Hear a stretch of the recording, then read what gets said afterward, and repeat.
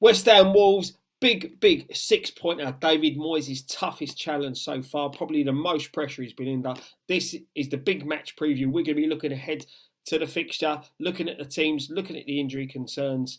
And joining me tonight is the one and only Dan Lawless. How you doing, Dan? Good, Scott. I'm good. Feeling a bit, I would say, feeling a bit more positive coming off the back of the win. But no, I'm looking forward to it. I'm looking forward to seeing the lineup that you've got, that you've chosen later on, and showing my lineup for this Wolves game. We can compare notes and see what everyone else thinks. So, yeah, it's at least we're coming off the back of a win.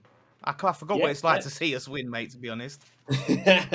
That's a good thing, that win stops the rot. Wolves are going to be, they're going to be buzzing as well, weren't they? They were denied a late winner against Liverpool, and they've just been eliminated out of the Carabao Cup on penalties. So in 90 minutes, they've only lost one of their last 6 fixtures. So, they're tough opposition. And do you think Moyes is under pressure now? Even more so? Yes, it's massive pressure in this game because, like you said, Nitro, it's a 6-pointer. They're below us at the moment. We lose this game, we drop in the relegation zone. And once you've dropped in that relegation zone, especially at this stage, it gets harder and harder to get out of it. So we can't lose this game. In fact, we need to start getting 3 points. But geez, if we lose this, I don't see how we can carry on with him, to be honest. And you're right, the form is on their side. In the league, we haven't won a game since October the 24th. Yeah, that's the worrying thing, mate. When you look at that going into this fixture, this is what makes the fixture even bigger. Like you said, we lose this one to Wolves, we drop into that bottom 3, somewhere where no club at this stage of the season wants to be. No one wants to be there at the end of the season, but when you're trying to get that momentum back and trying to get that winning feeling back, the last place you want to end up is losing to one of your relegation rivals and dropping into that bottom 3. And I'm genuinely worried going into this game. I've watched bits and pieces of the Wolves Forest game. Wolves, they don't look like a side to me that are in the bottom 3. No, and they made a lot of changes as well. They made quite a few changes. They changed the formation as well, went for a front 3. Brought in Hwang Hee-chan, who hadn't been starting in the league. So it's not like that's the Wolves side that you see week in, week out. So yeah, they're a tough team, and we haven't got the best of records at the Molineux. I've been there, 3 times or something since they've come up, and I've seen us lose every time. Me and you was there for one of them. You're not going Saturday, are you? Not going there for a long time until that hoodoo. It was awful last time. Me and Jace walking through this tunnel after the game with all these Wolves fans, like surrounded by Wolves fans, all singing, loving it. And then we went and saw E17 in the town square. What an away day. That's it, mate. But so going into this game, we've got a few injury concerns, haven't we? It looks like the game's probably going to come a bit too early for Zuma, who's back in training. Samaka's 50-50, Soufal another one who's a bit unsure about. So a little bit worrying, especially the way some of our players have defended recently. I know we got a clean sheet against Brentford, but that was a much changed Brentford from what I understand. Didn't see the game. Apparently, it was an awful one. Do you think that we've got to look at the positives and the side will be looking at the Moyes and the players will be looking at the positives? The fact it's 2 games unbeaten. We finally got a clean sheet. The momentum, could it swing in our favour? I know we said with Wolves' form is pretty good, but the fact we've got that draw against Leeds in a good game, then gone on to beat a Brentford side who I thought would dispatch us quite easily, to be honest. Clean sheet, confidence, the momentum could be starting. Well, I suppose if you look at those games with no context whatsoever, then there could be positivity and momentum. And I know everyone likes a bit of positivity, but let me just look at things the other side of the coin. The Leeds game, we got a point. We did really need to win that game, but arguably you could say that Leeds were the better team over the course of the 90 minutes. Probably deserved to win, but we get a point. Brentford now, they make 7 changes, Brentford, from the team that got a result against Liverpool and the team that we played. 7 changes. No Ivan Toney as well, who was in great form. And it was an awful game of football. Really bad. And it was just a bit of Ben Rama brilliance from outside the box, comes and makes it happen and gets us to. Otherwise, we just did not look like scoring. So we were poor. It's not like we're starting to put performances together, And again, like I said, second string Brentford team. So it's not like it's the same team that we played the week before. That's what worries me going in now. If they look at it and go, do you know what? We got the win. Just the positivity of getting the win, getting that curse out of not winning games, and it breaks that. That's the positivity that they can look at and go, we've won a game. We've broke it. That's more so stopping the rot than I didn't really see the Leeds draw stopping the rot, because when you're dropping points that you need to be picking up, the rot's still there. We've got a win, so it stops the run of no win. So yeah, I've still got massive concerns based on what I've seen in the past few weeks. We've got to put the pressure on, and I feel the tough thing for us is that we need to press a higher line, but we leave ourselves too exposed at the back. And if certain players are not fit and available, our pace isn't at the best. Defensively, we've got a lot of slow players, depending who Moyes picks. But yeah, that's the thing, isn't it? It's getting the balance right and seeing what Moyes does. And it's our away form as well concerns me going into it. I mean, in the league, we've only won one away game all season in the league, and that was against Aston Villa. So our away form has been pretty poor, and this is a ground that we don't have much joy in. So that's a worry. And it's going to be interesting going into this game as well, because reports are coming out now that Wolves are interested in signing Dawson and Antonio. I mean, it's mad. I mean, what do you think about the idea of, because they're a relegation rival, selling Dawson and Antonio to them? It's one of them things. It'd be crazy, because you're basically. It depends how you look at your players. For me, you're strengthening a team that you're scrapping with. Dawson, as much as he's getting on a bit, he's a player that when you're in a dogfight, you want him there, because he'll stand front and centre. He'll stand tall. He won't hide. He won't go missing. He'll want the ball all the time. He's tough tackling. He'll put them challenges in, and we know he's a threat from set pieces.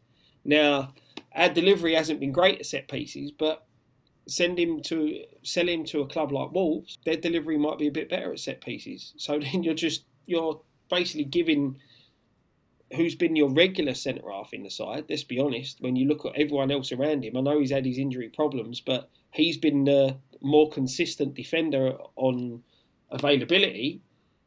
You're going to give that to a relegation rival. It's a bit mad. And look, Antonio, he's mad. He's one of them players, as I said, he's so frustrating. He can do moments of brilliance and then get the simple things wrong. But we've seen before that sometimes he is unplayable. And again, you're going to give a rival a player that could potentially go and get you 2 or 3 wins just through his sheer strength and determination. Imagine Antonio and Traore in the same team.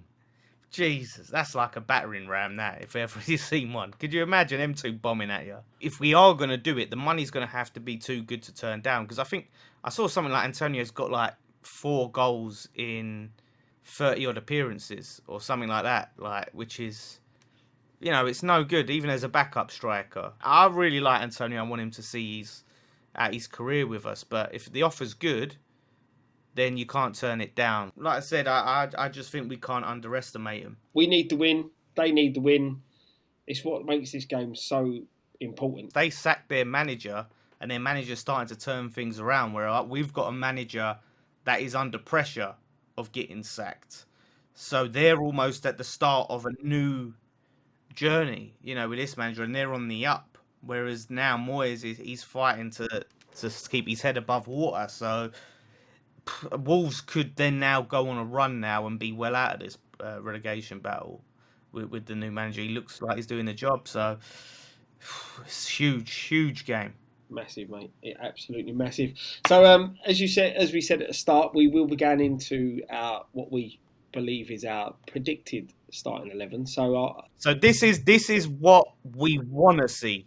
This is what we think Moyes should do rather than what he will do. So this is the lineup that I want to see and Scott wants to see. So, yeah, I've gone for Fabianski in goal. with a back four of Emerson, left back, which I know raised a few eyebrows, Aguerd and Dawson as the two centre halves, and a Soufal, if available, right back. If not, I think Johnson deserves another go there. Paqueta and Weiss in the midfield, with Benrahma playing in a 10, Fornals on the left, Bowen on the right, and if fit, a Sameka up top. That's not too different than what I've got, Scott. So I've got Fabianski in goal. Just because Areola's a doubt for injury, otherwise it'd be Areola. He didn't feature in the Brentford game. Emerson at left back as well. I think he needs a chance. Aguerd, I think fit, no brainer. Really debating over Dawson and Kerr. With this whole thing of Dawson likely to leave, I thought this could be a game where Dawson could bump his price tag up. So I went for Dawson. If he has a good game against them, they might pay a bit more. Soufal right back, if he's fit, I'm assuming he's fit. He's looked very good in the last couple of games. I've liked him. Some people have been on his case. I think he's been good. Rice and Paqueta, same in the middle. I've gone Bowen on the right wing, Scamacca up top, and where I've gone different, I've gone Benrahma on the wing and Fornals in the middle. Now, I'm one of the people that I want to see more about Benrahma in the middle, but I think Benrahma is better on the left than Fornals is. And I think Fornals is just so much better centrally than he is on the left wing. So as much as I think Benrahma could be really good in the middle, that's why I've gone there. But Fornals absolutely deserves a starting place in this team based on performances. And Benrahma does. I don't know why he's been taking him out. Benrahma has to start. And don't get me wrong, I thought Souček had a better game against Leeds, but I still feel we need to keep persisting with this Paqueta and Rice centre midfield pairing. It gives us more options, and you still got Souček to come off the bench and give you a bit more of an aerial threat. But one of the big problems is we need to move the ball quicker, for me, and that's why I've gone for the Benrahma in the 10, because I think the link-up play that you could see between Benrahma, Rice, and Paqueta, Fornals is one of them. Fornals will work hard, and sometimes he does link up well with players around him. But he also has that stray pass now and again. But people will say the same with Paqueta and Benrahma.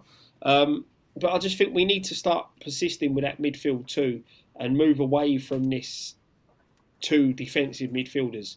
We're where we are playing defensive football. Let's see where we can go by being a bit more aggressive in the attack. This it's all well and good playing defensive football, boring football, and getting results. But when you're doing that and it's not working, it just makes things so much worse. Losing, playing boring and defensive football. So yeah, I completely agree. And we need to. Paqueta's starting to improve, so we need to keep persisting with him, letting him get used to the league, let him get used to his teammates, and he will get better and better as we've been seeing. So, yeah, and Scamacca, honestly, play to his strengths. If he's fit, he starts, and you put the ball to his feet. Get the ball to his feet, and he will make things happen. Key player in this game, I'm going to go for Jarrod Bowen. He's got a very good record against Wolves. I think 4 in his last 5 Premier League games against them. So I'm picking him out as my key man going into this fixture. I would say Declan Rice, just because I think in a game against Wolves, I think the midfield is so key. Like, people say that every game, you win the midfield, you win the game, blah, blah, blah. But I think Wolves are so strong in the midfield. I think that battle is going to be huge. Right, now the time where people can come back at a later date and give us a bit of ribbing, but your score predictions for this one, Dan, what are you going for? I've been saying for over a week now, we're losing that game. We're losing it. I've been saying, just adamant, we're losing this game. But we get closer to the game. I don't know what it is. There's no rhyme or reason. I feel, in my head, I just see 1-1. 1-1 is just smacking me in the face. It's there, like a big alarm, 1-1, 1-1. So I'm just going to go with the feeling of 1-1. And I think they've obviously played now, which is going to be a big advantage, played that game in the Carabao, plus the penalties.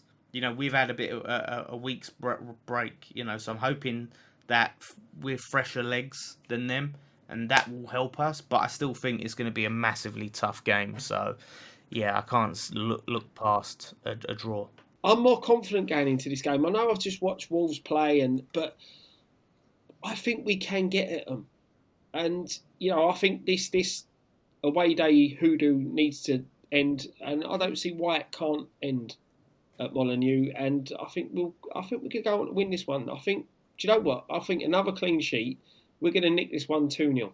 Mate, I hope you're right, because we need 6 points from the next 2 games, because after Wolves and Everton, we've got Newcastle, Spurs and Chelsea. The points are going to be very hard to come by, so we need to start getting some on the table now. So 6 points is really crucial, because we might not get any points for a good few weeks after this. Have you seen Chelsea lately? True, but have you seen West Ham lately? Well, that could end up being a 6-pointer at some stage against them. They're in a yeah. Do you know what? Let us know what you guys all think. Leave your comments down below on your score predictions. Tell us what you think of me and Dan with our starting 11s. Are we mad to want to see Emerson play at left back? But Dan, thank you very much for joining us. Come on, you ones.